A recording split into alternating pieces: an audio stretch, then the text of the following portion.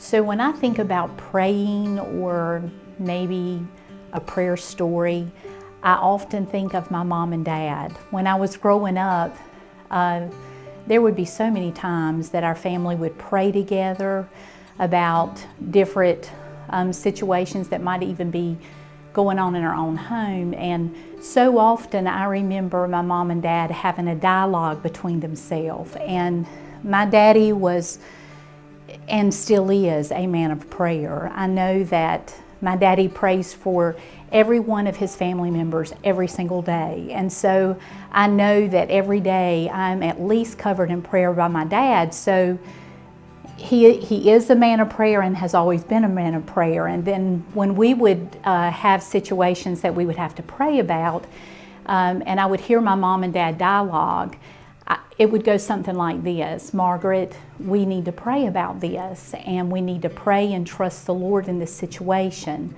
And if you knew their personalities, my dad was always calm. My mom was, well, my personality is more like my mom. So if you know me, you kind of know how my mom was. And I could just see my mom's, the wheels turning in my mom's head. And she would come back at my dad, and this was what she would always say to him: Bob, we need to put some legs on those prayers. And what she was saying is that, yeah, I'm gonna pray about it, but I'm gonna go talk to that person, or I'm gonna go over here and try to start helping God fix this problem. And Daddy would always go back to her and say, Margaret, God doesn't need us to put legs on this prayer. He needs us to pray about it and trust Him. Because if anybody can fix it and fix it right, it's our Heavenly Father, and you've got to trust Him.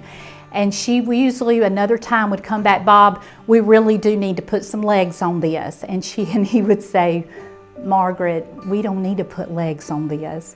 And so a lot of times when I'm going through things in life and I pray about it, sometimes I want to put some legs on those prayers.